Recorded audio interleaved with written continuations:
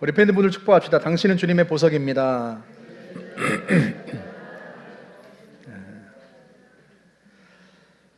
사진 하나 보여주시겠어요? 이게 어느 나라에서 일어날 법한 일이겠어요? 2주 앞두고, 건물 완공을 2주 앞두고 벌어진 일이에요.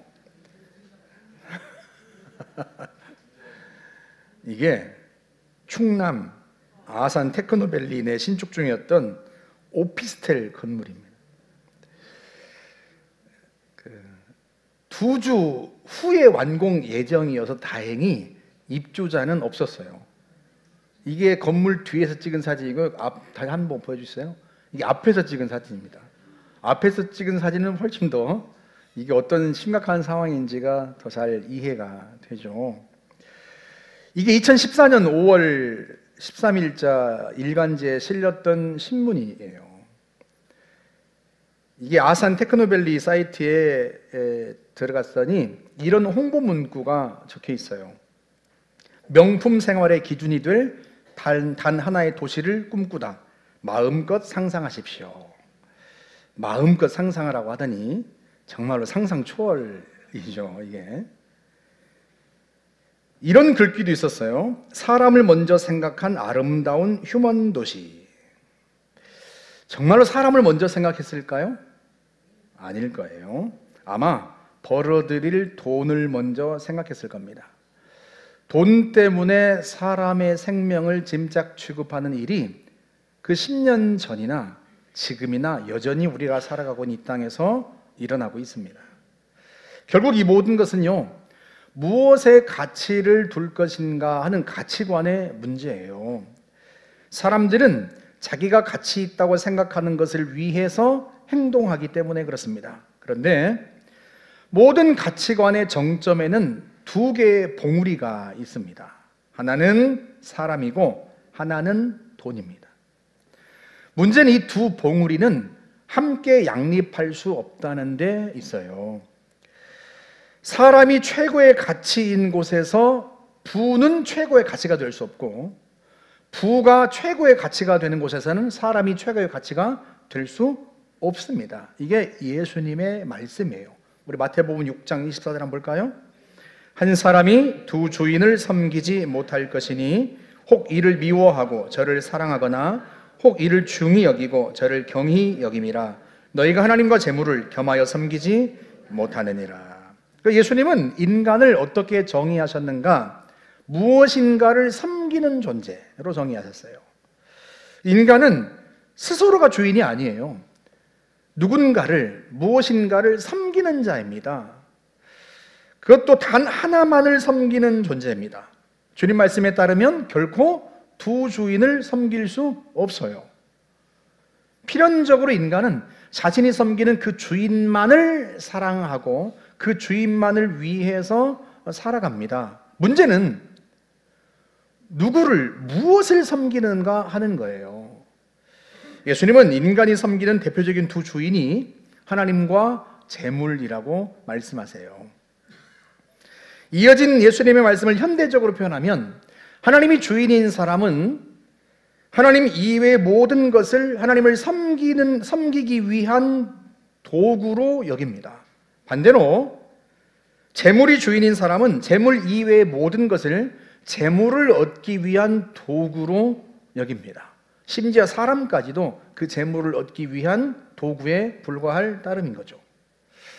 그런 이치를 너무나 잘 아시는 하나님은 인간이 재물의 신에 미혹되는 것을 방지하기 위해서 여러 제도를 만드셨어요.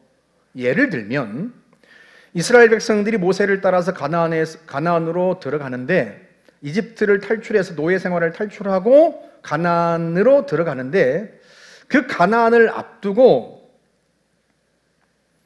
모세를 통해서 하나님이 명령을 하셨습니다. 가나안에 들어가게 되면 너희가 들어간 그 해로부터 50년째 되는 해를 희년으로 선포하여라. 가나안 땅에 들어가서 50년째 되는 해, 그 한 해만을 희년으로 선포하는 게 아니라, 기쁨의 해로 선포하는 게 아니라 그 후로 반복적으로 50년 될 때마다 희년을 선포하라는 거예요. 단지 선포하기만 하는 게 아닙니다. 그 희년에는 반드시 해야 할 일이 있어요.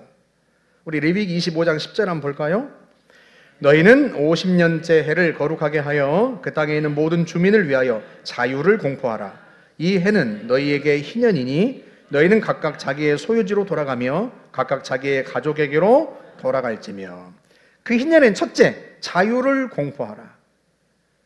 그러니까 빚진 것 때문에 또는 돈 때문에 자기를 종으로 판 사람들을, 그를 종으로 샀던 사람들이 자유케 하라는 거예요. 놓아주라는 거예요. 두 번째, 그들을 각각 자기의 소유지로 돌아가게 하라. 다시 말하면 노예로 팔렸던 사람을 자유인이 되게 했는데, 여러분, 이스라엘 사람들이 자기의 몸을 또는 자기의 가족을 노예로 팔기 전에 뭘 먼저 팔았겠어요? 자기가 가지고 있는 땅과 집 같은 걸, 밭 같은 걸 팔았겠죠. 그런데 이 사람을 그냥 자유인이 되게 하면 또다시 자기를 팔아서 누군가의 소장농이 되거나 또는 또다시 누군가의 종이 될 수밖에 없지 않겠습니까? 그래서 그가 본래 가지고 있었던 그 땅과 토지를 그에게 다시 돌려주라는 거예요. 그렇게 해서 그 사람이 자기의 몸만 자유인이 되는 게 아니라 자기가 자유인으로서 다시 인생을 살아볼 수 있는 기회를 주라는 거예요. 그래서 그가 팔았던 땅도 돌려주어라. 그러면 아직 가나안 땅에 들어가진 않았지만 모세를 통해서 율법을 들었던 이스라엘 백성들은 여러분 이런 의문을 품지 않았겠습니까?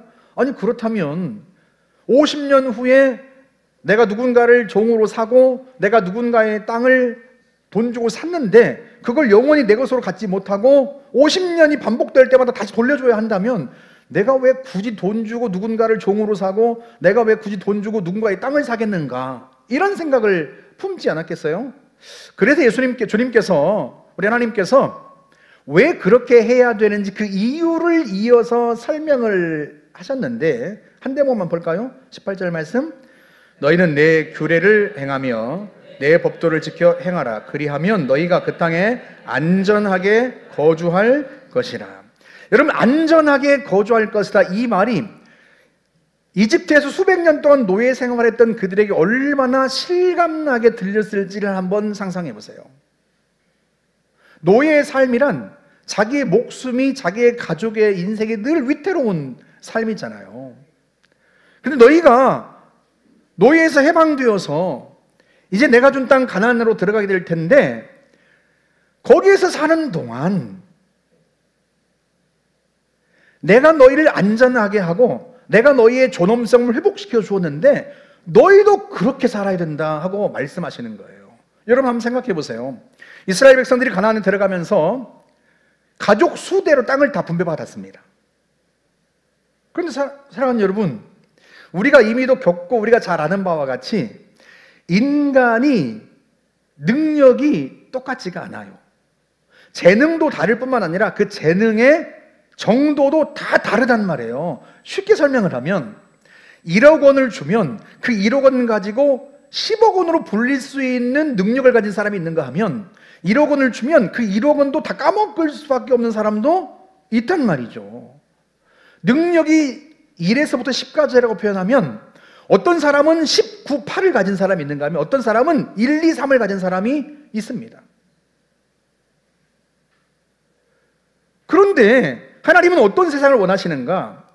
능력이 8, 9, 10을 가진 사람이 그 능력을 발휘해서 다른 사람의 토지부터 시작해서 다른 사람의 가족 몸까지 다 사들이는, 그렇게 부를 축적하는 인생을 살지 말고, 능력이 부족한 사람은 자기 것을 잃어버릴 수밖에 없을지도 모르는데 그들을 다시 살리고 회복시킬 수 있도록 도우라는 거예요. 그들이 능력이 부족해서 어쩔 수 없이 자기의 몸을 팔 수밖에 없었고 또 자기가 가지고 있는 토지와 집을 다 팔 수밖에 없었지만, 그래도 때가 되면 50년이라는 기간 동안 능력 있는 너에게서 배워서 50년이 딱 차면 어떻게 하라? 다시 그를 자유케 하고 다시 그에게 땅을 되돌려주고 다시 그가 이 땅에서 다시 인생을 살아갈 수 있는 기회를 주어라. 그러니까 능력이 있다고 부유한 사람만 자기의 부를 축적하도록 하신 게 아니라 능력이 모자란 사람도 가난한 사람까지도 그 땅에 살면서는 하나님이 왕으로 다스리시는 그 세상에 살면서는 자기의 인생이 안전하다고 느낄 수 있도록 하라는 거예요. 내가 비록 실패할 수도 있고 내가 능력이 부족해서 다른 사람보다 더 뛰어난 삶을 살아갈 수는 없지만 그럼에도 불구하고 내가 능력이 부족하다고 해서 능력이 뛰어난 사람이 부자가 나를 학대하고 억압하는 그런 곳이 아니라 그들이 나를 도와주어서 나를 가르쳐서 내가 다시 기회가 주어졌을 때 다시 인생을 펼쳐갈 수 있는 곳. 하나님이 왕으로 다스리시는 세상은 그런 곳이 되기를 원하셨던 거예요. 하나님은 사람이 최고의 가치인 곳을 만들고 싶었던 거예요. 돈이, 부가 최고의 가치가 아니라 그게 하나님이 주인이신 세상이에요. 그게 하나님이 기대하셨던 세상이란 말이죠. 우리 신명기 10장으로도 가볼까요? 12절에 13절. 이스라엘아, 네 하나님 여호와께서 네게 요구하시는 것이 무엇이냐? 곧 네 하나님 여호와를 경외하여 그의 모든 도를 행하고 그를 사랑하며 마음을 다하고 뜻을 다하여 네 하나님 여호와를 섬기고 내가 오늘 네 행복을 위하여 네게 명하는 여호와의 명령과 규례를 지킬 것이 아니냐? 하나님이 이스라엘 백성들이 요구하시는 게 뭐예요? 하나님을 경외하고 하나님을 사랑하고 하나님을 섬겨라. 그 행동이 어떻게 나타나요? 그 경외함과 그 사랑과 그 섬김이 어떻게 나타나요? 하나님 명령하신 것들을 지켜 행하는 것으로. 그렇게 행하면 무엇이 주어진다는 거예요? 너의 행복. 이때 너의 행복이라고 할 때 이 너는 한 개인을 말하는 게 아니에요. 이스라엘 민족 전체를 말하는 겁니다. 한 사람이 행복하고 나머지는 그 사람 밑에서 억압받는 세상이 아니라 하나님이 다스리신 세상에 사는 모두가 행복한 세상. 그러려면 한 분이신 하나님을, 주인이신 하나님을 섬기고 그분을 사랑하고 그분의 명령을 따라 행하라. 그렇게 말씀하신 거예요. 만약에 그렇지 않고 하나님 아닌 다른 것을 주인으로 삼고 하나님의 명령과 하나님의 말씀이 아닌 다른 것을 내 인생의 기초로 세우면 우리가 서두에 보았던 그 건물처럼 우리의 인생이, 우리의 공동체가 무너지고 말 것이다 라고 하는 게 주님의 말씀이에요. 여러분, 모세를 통해 이스라엘 백성들에게 이걸 말씀하신 하나님은 아들 예수 그리스도를 통하여 영적 이스라엘인 우리에게 동일한 말씀을 하셨어요. 그게 오늘 본문 말씀이에요. 우리 마태복음 28장 20절을 한번 같이 읽어볼까요? 내가 너희에게 분부한 모든 것을 가르쳐 지키게 하라. 부활하신 예수님께서 승천하시기 직전에 제자들에게 당부하신 메시지입니다. 너희는 가서 모든 민족을 제자로 삼아 내가 분부한 것을 가르쳐 지키게 하라. 여러분, 제자가 어떤 사람이에요? 사전에서는 이렇게 정의를 했어요. 지식이나 덕을 갖춘 사람으로부터 가르침을 받는 사람. 왜 가르침을 받습니까? 가르침을 받는 이유가 뭐예요? 궁극적 목적이 뭐예요? 지키기 위해서, 그 가르침을 따르기 위해서. 누구의 가르침을? 내가 너에게 분부한 모든 것. 그러니까 예수님이 제자들에게 가르치셨던 그 모든 것들을 가르쳐 지키게 하라. 그걸 위해서 제자를 삼으라는 거예요.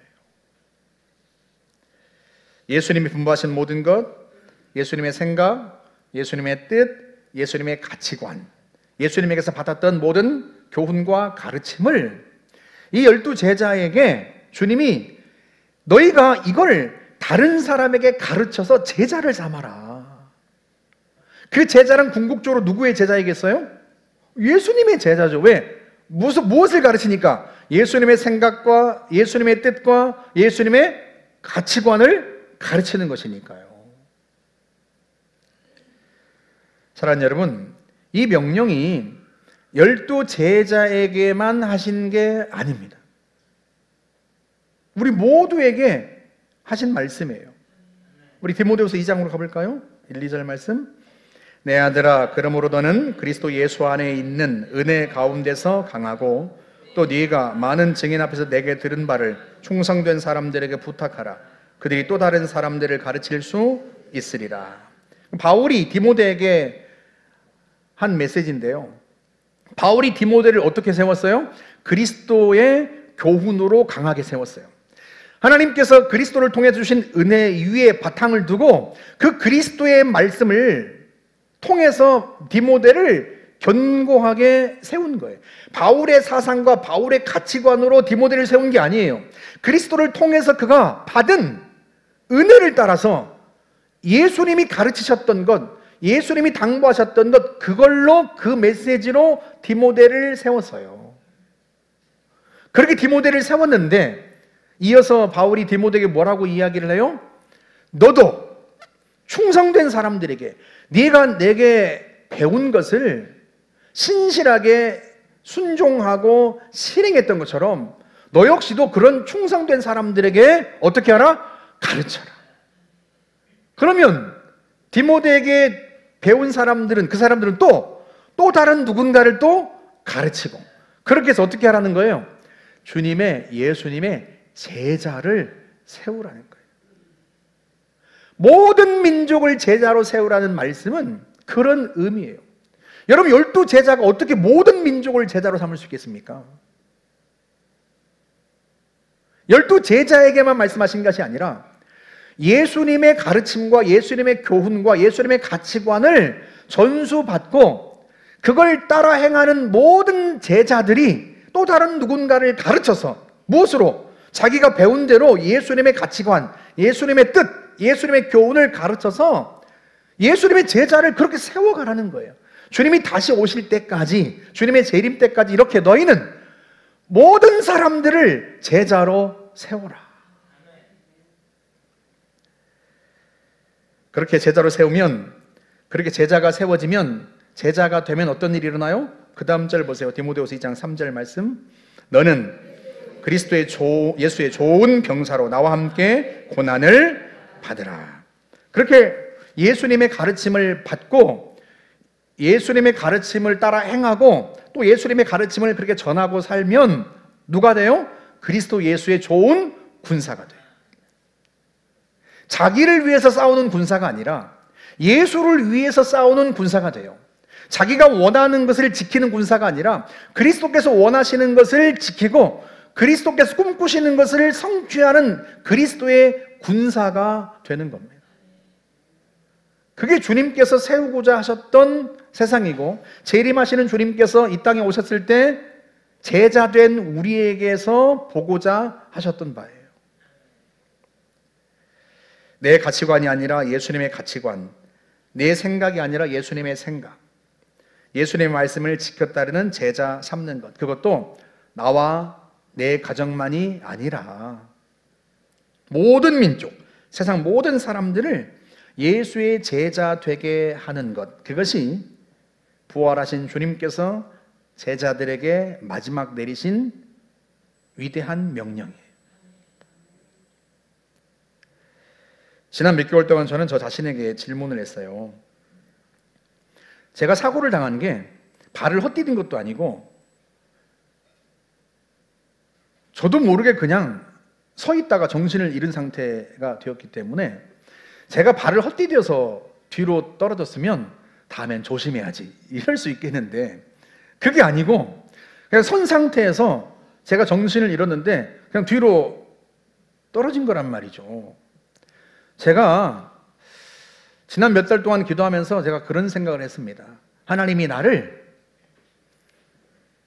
언제라도 불러가실 수 있다. 그렇다면 주님이 나를 언제라도 불러가실 수 있는데 내가 아무리 주의하고 실수하지 않으려고 하고 조심하고 그거 상관없이, 내 의지와 상관없이, 내 노력과 상관없이 하나님이 나를 언제라도 불러가실 수 있는데, 그렇다면 그때까지 나는 무엇을 하며 살아야 하는가? 그 답을 찾는 데 중요한 건 제 생각이 아니었어요. 내가 하고 싶은 것, 내가 이루고 싶은 것, 그게 아니에요. 그게 아니라 주님은 내가 무엇을 하기 원하실까? 그 주님의 생각이 그 무엇보다도 중요한 거예요. 당연히 그 답은 어디에 있어요? 주님의 말씀 속에 있죠. 왜? 제가 알고 싶은 건 주님의 생각이니까요. 그리고 그 답이 오늘 말씀입니다. 내가 너희에게 분부한 모든 것을 가르쳐 지키게 하라. 그래서 여러분에게 한번 묻고 싶어요. 사랑하는 여러분, 여러분은 예수님의 제자입니까? 여러분 누군가를 예수님의 제자 삼는 일에 힘쓰고 계십니까?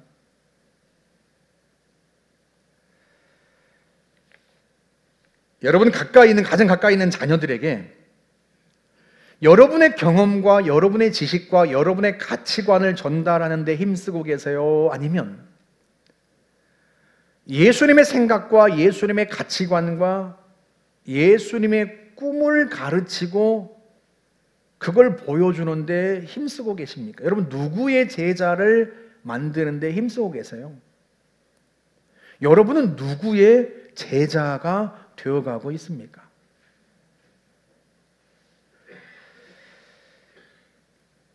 만약에 여러분이 내가 지금 볼 때 내가 주님의 제자가 아닌 것 같다.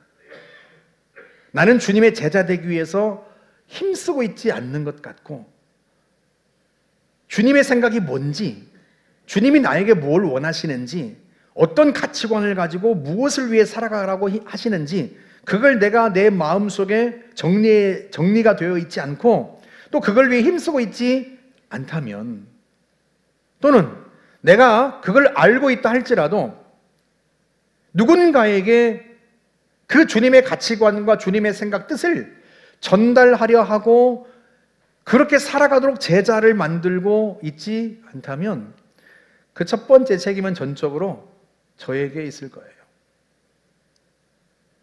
왜냐하면 하나님이 이 공동체의 영적인 리더로 저를 세워주셨으니까요.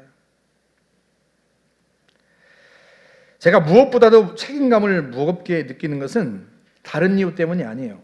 다음 주와 그 다음 주에 이어지는 설교가 바로 오늘 설교에 달려있기 때문에 그래요. 다음 주에 구체적으로 더 자세하게 말씀드리겠지만 저는 제게 남은 사역, 남은 인생의 기간 동안 정말로 우리 교회의 아이들, 청소년, 청년들을 주님이 원하셨던 것처럼 세상에 빛이 되고 소금이 되는 걸 보고 싶어요. 정말 그렇게 아이들을 세우고 싶어요. 그런데 만약에 여러분과 이게 협력되지 않는다면, 교회와 가정이 이걸 위해서 협력하지 않는다면 어떤 일이 벌어지겠습니까? 교회에서 목회자가 또 리더들이 부지런히 예수님의 제자가 되라고 가르치고 예수님의 가치관과 예수님의 뜻과 그 예수님의 생각을 전달하기 위해서 애를 쓰는데, 정작 가정에서 부모님은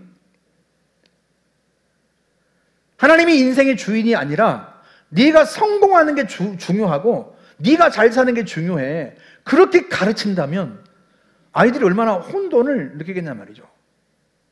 부모님이 만약에 예수를 믿지 않는 부모님이라면 아이들이 이해할 수 있을 거예요. 아, 우리 부모님은 예수님을 안 믿으시니까 그럴 수밖에 없어.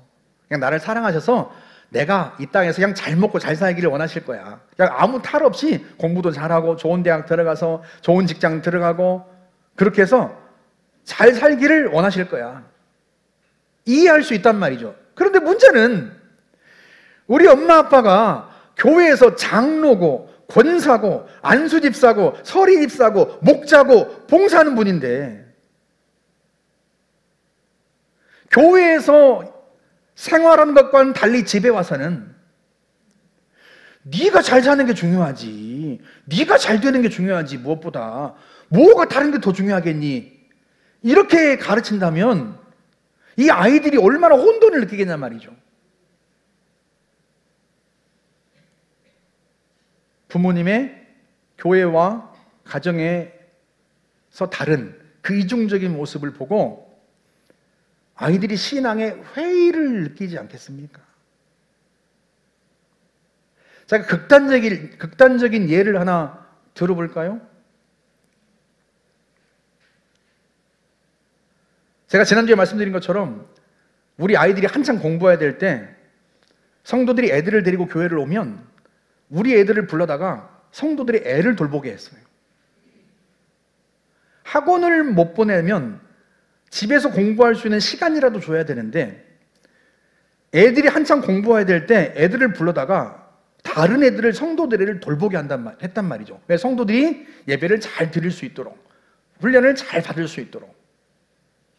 여러분, 만약에 제가 여러분에게 전화를 해서 고등학교 1학년, 2학년인 또는 예고나 이런 데 진학을 앞두고 있는 중3 이런 여러분의 자녀들에게 내가 이런 부탁을 한다고 칩시다. 집사님, 권사님, 새 가족이 애들을 데리고 왔는데 이 새 가족이 지금 양육을 잘 받아야 됩니다. 그러니까 집사님 아들을 좀 교회로 보내가지고 이 애를 1시간만 돌봐주게 하십시오. 제가 여러분에게 그렇게 전화를 드렸다고 한번 생각해 보세요. 여러분 뭐라고 대답하실 것 같아요? 아니, 저한테 말씀하지 마시고 속으로만. 저도 상처받으니까 속으로만 한번 생각해 보세요. 혹시 여러분의 마음속에 아니, 우리 목사님이 지금 제정신이야? 아니, 우리 아들이 지금 한창 공부해야 되는데 지금 아니, 밤늦게 새벽 1시까지 공부해도 지금 학원 숙제도 모자란 판에 아니, 우리 아들을 오라고 해가지고 애를 보라니 지금 아니, 우리 목사님이 제정신이야? 자기 아들 아니라고? 이렇게 혹시 생각하시는지. 제가 정말로 그런 일이 있을 때 제 머릿속에 이분한테 부탁하면 이분은 충분히 해줄 수 있을 것 같아. 이분이 엄마이기 때문에 이분에게서 그 아들은, 그 딸은 그렇게 배웠을 거야. 그러니 내가 그 아이에게, 이 엄마에게 부탁해도 이 엄마는 흔쾌하게, 이 아들은 흔쾌하게 해줄 거야 라고 생각하는, 내가 생각할 수 있는 그런 집사님, 권사님들이 내 머릿속에서 쭉 떠오른다면 얼마나 감사하겠어요. 그렇다고 여러분들의 자녀들 데려다 부려먹는 사람을 생각하지 마세요. 제 자식들을 부려먹었을지언정 여러분의 자녀들은 부려먹지 않았고, 여러분의 자녀들을 공부시키려고 제가 우리 애들을 학원을 안 보내고 우리 애들을 본으로 삼아가지고 메타인지를 수년을 가르쳤습니다. 여러분 기억나세요? 제가 메타인지를 처음 시작할 때 우리 은사가 중고등학교 때 학원을 한 번도 간 적이 없어요. 근데 얘를 데리고, 한창 공부해야 될 애를 데리고 제가 메타인지를 훈련시켰습니다. 모세를 초등학교 5학년 때도 메타인지를 훈련시켰어요. 이 아이들만을 위해서 한 게 아니에요. 우리 아이들을 시험 삼아 해본 거예요. 시험 삼아서. 이게 과연 미국의 심리학회와 교육학회가 밝혀낸 메타인지라고 하는 최고의 학습법을 이게 실제적으로 실용할 수 있는 실제적인 제한은 없었단 말이에요. 그걸 매일매일 아이들의 현장에서 어떻게 훈련시킬 수 있을까 하는 것을 제가 배워온 거예요. 이론만이 아니라 실제로 할 수 있는 걸. 그러면 실천적인 방안들은 그걸 했을 때 어떤 효과가 나타나는지를 수년을 해봐야 결과가 나타나지 않겠습니까? 그걸 누구한테 했다고요? 우리 애들한테 시킨 거예요. 누구를 위해서? 여러분의 자녀들을 위해서. 여러분의 자녀들을 위해서.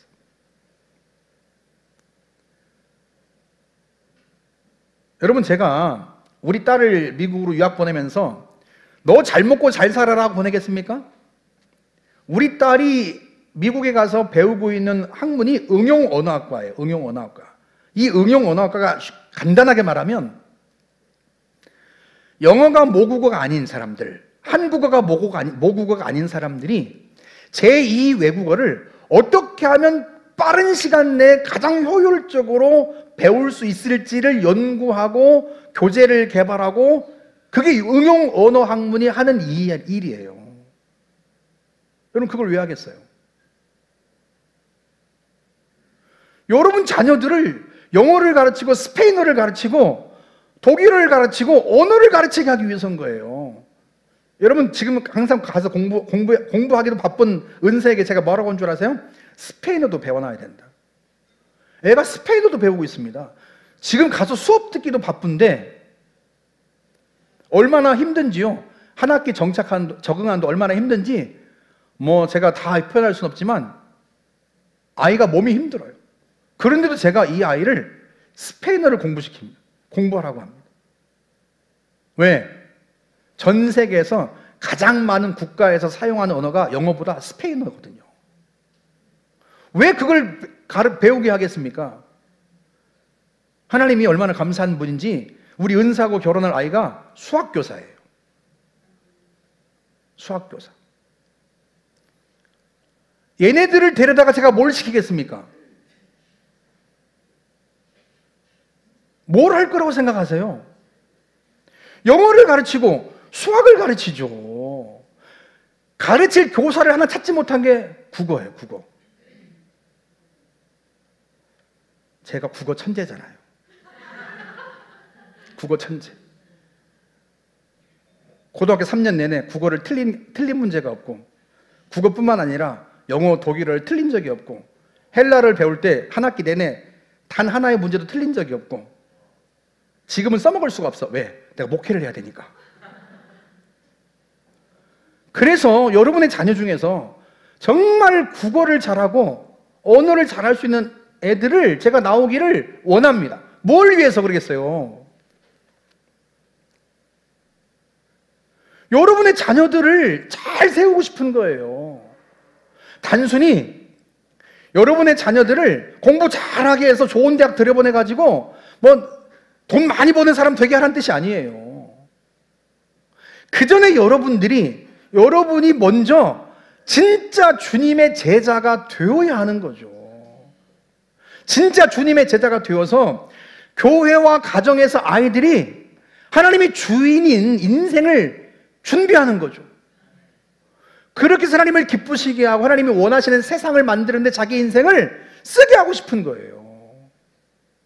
근데 부모가 제자가 아니야. 부모가 예수님의 제자가 아니야. 예수님의 제자 되는 관심이 없어. 그냥 나와 내 가정에 내 자녀들이 잘 먹고 잘 살기 원해. 그러면 여러분, 그 아이들을 아무리 여기에서 잘 가르치고 아무리 길을 잘 제시해도 그 아이들이 가정으로 돌아갔을 때 얼마나 혼돈스럽겠냔 말이죠. 얼마나 신앙의 회의를 느끼겠어요. 그러니까 여러분이 여러분의 자녀를 위해서라도 진짜 주님의 제자되운 제자가 되어야 합니다. 하나님이 주인이신 그런 삶을 살아야 되고, 내가 원하는 것을 이루는 삶이 아니라 주님이 정말로 나를 통해서 이루고자 하셨던 말을 이루겠다는 그런 비전을 가진 그런 아이들로 세워야 한단 말이죠. 그를 위해서는 제가 여기에서 아무리 떠들어도 여러분이 제자가 되지 않으면 아이들은요, 교회와 가정을 오가면서 가치관의 혼돈을 느낄 수밖에 없어요. 그래서 여러분이 주님의 제자가 되는 게 너무나 중요합니다. 그렇게 하나님의 말씀을 따라서 배우고 듣고 지켜 행하고 또 다른 사람들을 그렇게 하나님의 사람으로 길러내는데 실패했던 사람들이 이스라엘 백성들이에요. 성경이 그 신뢰를 우리에게 보여줍니다. 우리 신명기 31장 10절 한번 보세요. 모세가 그들에게 명령하여 이르기를 매 7년 끝에 곧 면전의 초막절에 온 이스라엘이 네 하나님 여호와 앞 그가 택하신 곳에 모일 때 이 율법을 낭독하여 온 이스라엘에게 듣게 할지니 그들에게 듣고 배우고 네 하나님 여호와를 경외하며 이 율법의 모든 말씀을 지켜 행하게 하고. 모세가 가나안 땅을 앞두고 이스라엘 백성들에게 당부했던 것, 그게 뭔가? 가나안 땅에 들어가서 7년째가 되면 그 해 초막절에 온 이스라엘 백성들을 다 모아라. 다 읽지 않았지만 중간에 남녀노소를 불문하고 아이들부터 어른까지 다 모이게 하라는 거예요. 그렇게 해서 매년 7월 15일에 일주일 동안 그 초막절 기간에 뭘 하라?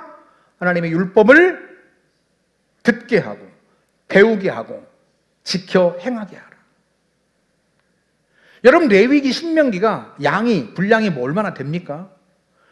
그런데 이걸요 일주일 동안 내내 들려주고 이걸 왜 해야 하는지, 여기에 무슨 뜻이 담겨 있는지 하나님의 말씀을 듣고 배우고 배운 대로 지켜 행하도록 하라는 거예요. 이 똑같은 걸 1년마다 계속 하는 거예요. 다음 해에는 다른 걸 가르치는 거 아니에요. 올해 배웠던 걸 또 다음에 또 똑같은 걸 가르칩니다. 그 다음 면전에도 또 똑같은 걸 또 가르쳐요. 주님이 왜 그러시는 거예요? 하나님이 원하시는 사람이 되게 하고 싶은 거예요. 하나님이 중요하게 여기는 것을 중요하게 여기고 하나님이 가치 있게 여기는 것을 가치 있게 여기는 그런 인생을 살게 하고 싶으신 거예요. 그런데 이스라엘 백성들이 모세가 당부한 대로 이걸 했는가? 하지 않습니다. 사사기 2장 10절 보세요. 그 세대 사람도 다 그 조상들에게로 돌아갔고 그 후에 일어난 다른 세대는 여호와를 알지 못하며 여호와께서 이스라엘을 위하여 행하신 일도 알지 못하였더라. 여호수아가 그 세대가 세상을 떠나고 나니까요, 그 다음 세대가, 자녀 세대가 하나님을 몰랐다는 거예요. 여러분, 이게 말이 됩니까? 하나님을 모르다니요. 하나님이 이스라엘 백성들을 위해서, 자기 부모 세대를 위해서 한 일을 모르다니요. 이게 무슨 말이에요? 부모 세대가 자녀들에게 하나님에 관해서, 하나님의 말씀에 관해서 가르치지 않은 거예요. 그 결과 어떤 일이 벌어져요? 사사기 2장 그 다음 절 보세요. 11절 말씀. 이스라엘 자손이 여호와의 목전에 악을 행하여 바알들을 섬기며 애굽 땅에서 그들을 인도하여 내신 그들의 조상들의 하나님 여호와를 버리고, 하나님을 버리고 바알을 섬겼다. 백성들을 모아서 매년 매 7년마다 하나님의 말씀을 가르치게 했는데, 지켜 행하게 했는데 그걸 안 하니까 이스라엘 백성들이 누구의 얘기를 들어요? 가나안 사람들의 이야기를 들어요. 가나안 사람들의 이야기를 들어보니까 바알신이, 그들이 섬기는 바알신이 풍요의 신이라는 거예요. 이스라엘 사람들이 가나안 사람들에게 미혹되는 거예요. 바알이 풍요의 신이라고? 그러면 우리도 바알을 섬기면 우리의 삶도 풍요로워지겠네? 우리도 부자가 되겠네? 그래서 하나님을 버리고 바알을 섬겼다는 거예요. 다시 말하면 부자가 되기 위해서 하나님을 버린 거예요. 하나님이 아니라 재물을 주인으로 선택한 겁니다. 그 결과는 우리가 이미 다 알고 있어요. 그들은 결국 나라가 망하고 그들은 타국으로, 포로로 끌려갑니다. 그것이 하나님의 말씀을 가르치지 않고 배우지 않아서, 지켜 따르지 않아서 일어난 비극입니다. 그런데 여러분, 이 똑같은 일이 지금 우리가 살고 있는 이 땅에서 우리가 겪고 있는 일입니다. 우리가 주님의 온전한 제자가 되지 않아서, 제자 되는데 힘쓰지 않아서 우리의 자녀들을 세상에 빼앗기고 있습니다. 세상의 가치관에 빼앗기고 있어요. 교회 학교마다 아이들이 없어요. 부모가 아이들을 비싼 학원에 몇 개씩을 보내기는 해도 교회로 데리고 나오지를 않아요. 여러분, 우리 교회가 아동부 아이들, 중고등부 아이들이 한 30여 명 됩니다. 근데 우리보다 훨씬 몇 배나 큰 교회가요, 우리보다 아이들이 없어요. 1000명 모이는 교회인데요, 중고등부가 10명이에요. 10명. 그 교회만 그런 게 아니에요. 지금 우리가 여호수아 세대와 같은 거예요. 자녀들에게 하나님의 가치관을, 예수님의 가치관을 가르치지 않아요. 그 일에 힘쓰는 것보다 이 아이들이 세상에서 좋은 대학 들어가서 좋은 직장 들어가고 잘 먹고 잘 사는데 거기에 부모들의 관심사가 온통 거기에 있어요.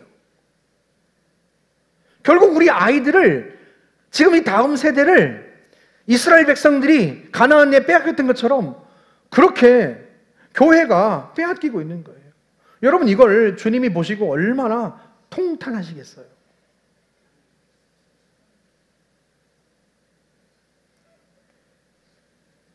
사랑하는 여러분, 다른 누구를 탓할 일도 아니고요, 우리 자신에게 그 책임을 묻고 우리 자신이 다시 되새겨볼 일입니다. 나는 제자가 되기를 힘쓰고 있는가? 나는 누군가를 제자 삼는 일에 힘쓰고 있는가? 사랑하는 여러분, 제가 부탁드립니다. 내년부터 제자훈련 공지가 나가면 장로님, 권사님들부터 제자훈련에 들어오세요.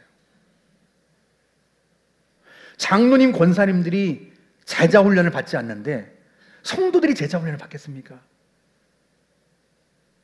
목사님 다 한 건데요. 이스라엘 백성들에게는 7년마다 신앙사경회를 통해서 모든 걸 다시 가르치게 했습니다. 왜 반복해서 가르치게 했겠어요? 하나님의 말씀의 가치관 위에 세워놓지 않으면 언제라도 허물어질 수 있으니까요.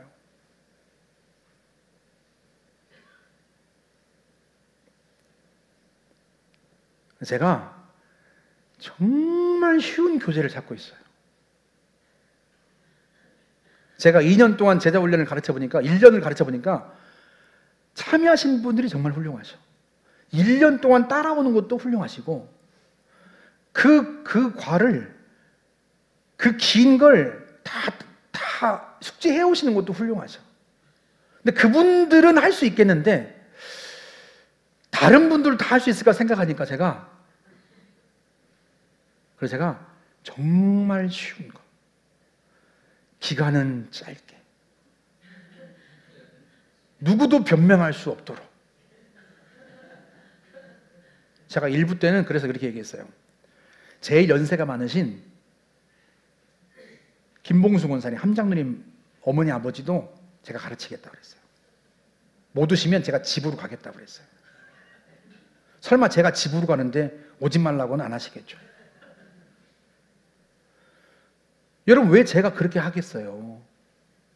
왜 그렇게 하려고 하겠습니까? 저도 바빠요. 여러분 모르셔서 그렇지. 하나님이 나를 또 언제 정말로 데려가실지 모르는데, 적어도 이 교회에서, 내가 다른 교회 성도들까지는 내가 못하지만 적어도 우리 교회에서 신앙생활하는 성도들만큼은 주님이 뭐라고 하시는지, 무엇 위에 인생을 살아야 하고 어떤 가치관을 갖고 인생을 살아야 되는지, 어떤 목표를 갖고 인생을 살아야 되는지, 그것만큼은 가르치고 내가 본을 보이고 지켜 행할 수 있도록 하다가 주님 부르시면 가야 하지 않겠나. 적어도 그거라도 하고 있어야 주님이 또 나를 불러가시려고 하면, 주님 잠깐만요, 조금만 더 하겠습니다, 적어도 그런 간청은 드릴 수 있어야 하지 않겠나.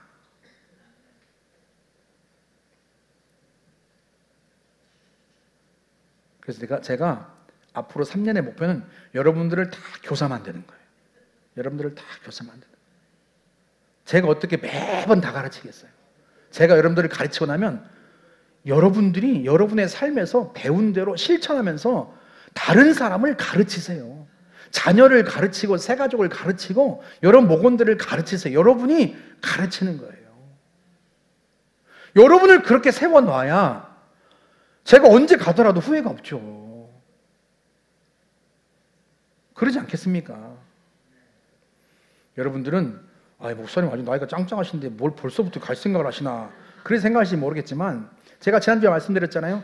종말론적인 삶을 사는 게 아니라, 주님이 곧 다시 오실 것처럼 여기고 사는 게 아니라, 정말로 주님이 금방 오신다고 믿고 그걸 준비하면서 살고 싶다고. 그러면 제가 후회가 남지 않을 것 같아요. 어떤 분은 저한테 그래요. 목사님 너무 조급한 거 아닙니까? 조급하죠. 죽음을 눈앞에 두고 있는데.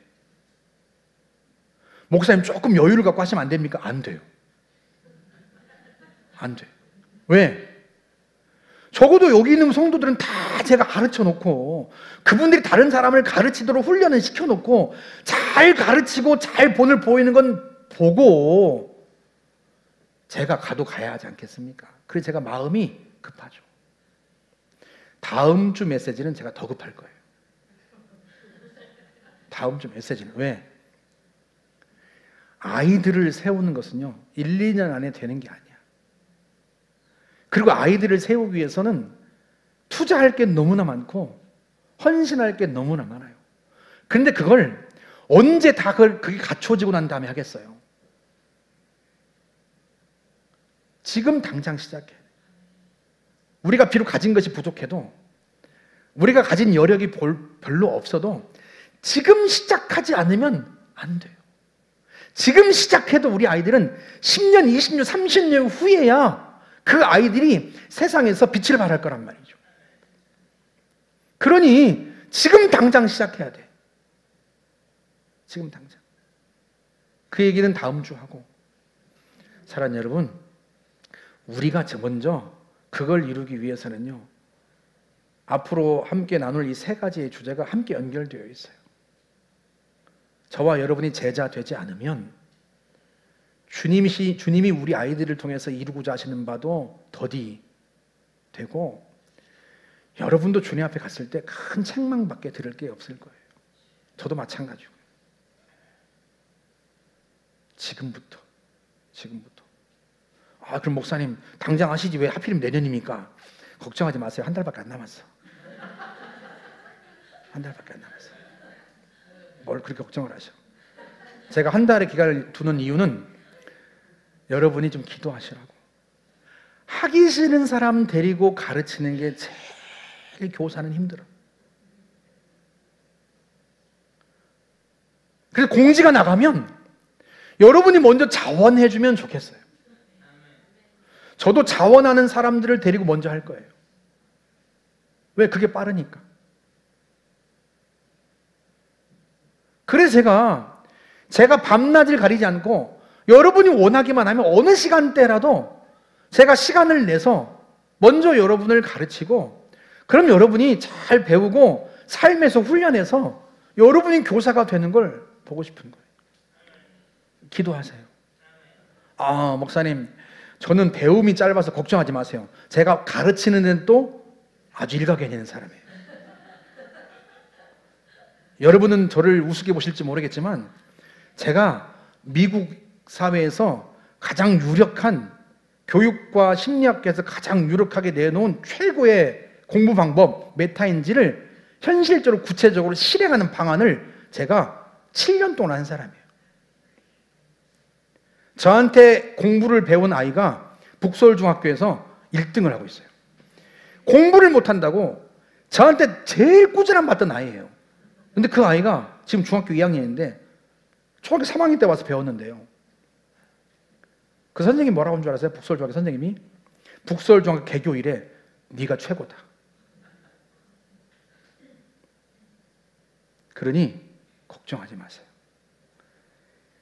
걔가 제일 혼난 애야 저한테. 제일 뺀질거려서. 그 뺀질거리던 애를 그런 애로 바꿔놓는 기술이 저한테 있어요. 그러니까 여러분 저는 잘 못해요. 못 배워요. 제가 지식을 가르치려는 게 아니에요. 예수님의 마음과 예수님의 생각과 예수님의 가치관을 가르치려는 것이고 여러분의 인생을 바꾸려고 하는 거지 여러분을 대학 들여보내려는 게 아니에요. 여러분의 자식들은 들여보낼 거야. 그러니 한 달 동안 기도하세요. 기도하시고 주님 제가 뭘 배운 지 오래됐지만 뭘 배우는 건 참 힘들지만 내년에는 해보겠습니다. 그런 마음을 준비하세요. 그게 준비되어야 다음 주 설교도 여러분 속에 들어올 거예요. 여러분의 자녀를 위해서. 제가 우리 장태현 집사님이 저한테 지난주에 목사님 설교 너무 길어진 거 보니까 감이 떨어지신 것 같아요 그래요. 그래서 제가 그래 내가 머리를 다쳐서 감이 떨어졌어. 감이 떨어져도 떨어지지만 마음이 제가 너무 애 같아요.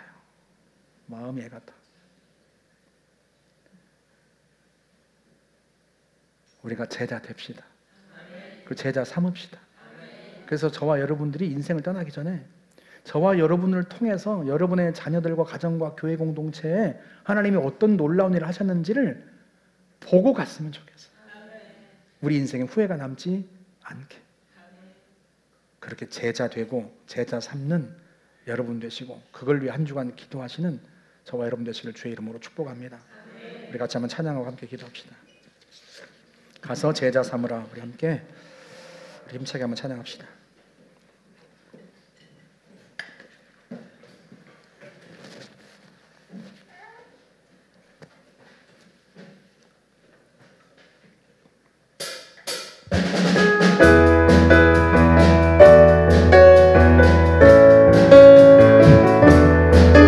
갈릴리 마을 그 숲속에서 주님 그 11 제자 다시 만나시사 마지막 그들에게 말씀하시기를 너희들 가라져 세상으로 가서 제자 삼으라. 세상 많은 사람들을 세상 모든 영혼이 내게 달렸나니 가서 제자 삼으라. 나의 길을 가르치라. 내가 너희와 항상 함께 하리라. 무너진 숲속에서 주님 젊은 제자들 다시 부르시사 마지막 그들에게 부탁하시기를 너희들 가라져 세상으로 가서 제자 삼으라. 세상 많은 사람들을 세상 모든 영혼이 내게 달렸나니 가서 제자 삼으라. 나의 길을 가르치라. 내가 너희와 항상 함께 하리라. 가서 제자 삼으라. 가서 제자 삼으라. 세상 많은 사람들을 세상 모든 영혼이 내게 달렸나니 가서 제자 삼으라. 나의 길을 가르치라. 내가 너희와 항상 함께 하리라. 자, 우리 기도하겠습니다. 주님, 제가 제자 되겠습니다. 제자 삼겠습니다. 제 마음을 주님 바로잡아 주십시오. 우리 같이 한번 함께 하나님 앞에 기도하겠습니다. 전능하신 하나님 아버지, 우리가 이 땅에서 제자 되기를 원합니다. 주님이 제자 되기를 원합니다.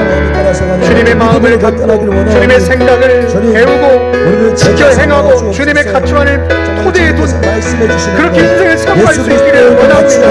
그렇게 주님이 진짜 제자가 되어서 하나님 세상을 구하시고 수많은 영혼을 구원하고 수많은 인생을 구하는 그런 하나님의 사람들이 되기를 원합니다. 하나님 아버지, 제자가 된 일에 힘쓰고 제자 삼기에 힘써 주님 우리를 부르셨을 때 기쁨을 수업에 달려나아가 하나님이 만들어오신 일들을 성실하게 수행했다고 그 열매를 보시라고 하나님 앞에 자랑스럽게 말씀드릴 수 있는 그런 우리가 될 수 있기를 원합니다. 하나님 아버지, 저희들을 붙잡아 주옵소서. 전능하신 하나님 아버지, 우리와 우리의 자녀들이 세상의 빛이 되고 소금이 될 수 있기를 원합니다. 우리를 통하여서 하나님 아버지 수많은 사람들의 인생에 살아내고 하나님의 뜻을 결정하는 놀라운 인생을 보기를 원합니다. 성령님 역사해 주시고 인도해 주시길 바랍니다. 우리의 마음을 붙들어 주시옵소서.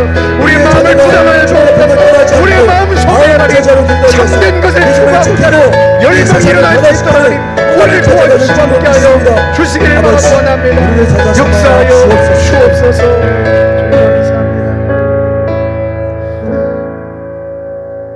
하나님 아버지, 우리가 제자 되기를 원합니다. 주님 다시 오시는 그날까지 모든 민족을 제자로 삼으라 하셨는데 우리가 제자 되지 않고 어찌 다른 이들을 제자 삼을 수 있겠습니까?